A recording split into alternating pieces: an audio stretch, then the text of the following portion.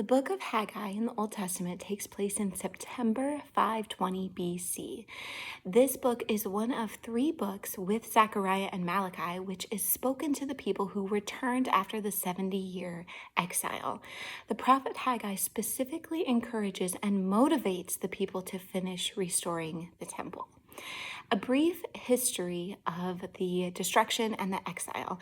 In 606 BC, the Babylonians besieged Judah, and in 586 BC, they destroyed the temple and the city. In 538 BC, Cyrus, the king of Persia, allowed the Jews to return to the rubble of Jerusalem and begin rebuilding it. And in 536, construction on the temple began, and the foundation and the altar were both repaired. But in 534 BC, the work paused. So the beginning of this book in September of 520 BC is 14 years after the work paused, about 18 years after the people returned to the land. In our 8:30 Bible study this coming Sunday, we are going to look at the first chapter of this short book, examining the historic context and the people's priorities. Their rebuilding project started really well, but then it paused. After all, the land was desolate after the invasion, and it lay in ruins for 70 years, and it was in a high place of neglect. The work was really, really hard, and the people didn't have a lot of money or manpower. They suffered crop failures and drought. There were extremely hostile neighbors that actively threatened their work, both with legal ways and also with violence. They remembered the easier times that they had in Babylon. They were focused on building and decorating their own homes, and they were discouraged and fearful. They made excuses against completing the work.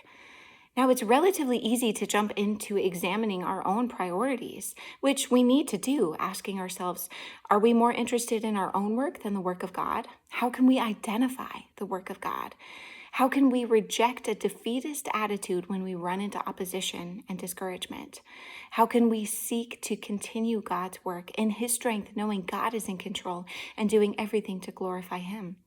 What is our ultimate satisfaction? What is God calling us to do? These are all fine questions and lessons, and we should ask them as individuals, as a church, as a community, even as a country, examining our priorities, our ways and the results, how we all need to turn to God, to keep Him as our first priority. But I don't want to miss seeing the mercy, the love, and encouragement of God also apparent throughout the book of Haggai. Yes, we see a reminder of the problems that the people of Israel faced, the ease at which we all are distracted and can veer off course so easily. But we also see how God provides for the people, sending them encouragement, motivation, and correction through His servant Haggai. We also see how the people responded. They turned back to God in trust, and He blessed and continued to provide for them, to establish their work. We see the power, the love, the provision, and the encouragement of God here. Maybe, too, there's a lesson to try to see people on a deeper level. A lot of the time, there are underlying heartaches and struggles and disappointments and failures and even fears that we don't see as outsiders, that we don't understand that's going on under the layers, under the smiles. Sure, the people in this book had misplaced priorities. They had values that shifted and needed to be corrected and realigned with Him. But God really knew what they needed. They needed someone to speak encouragement to them. Correction, yes, but also encouragement and support. And God sent them this in Haggai. And then the people rebuilt the temple in 5 years. They finished it in March of 515 BC. So, how can we encourage one another to press on in God's works? How can we have Christ-like compassion for other people?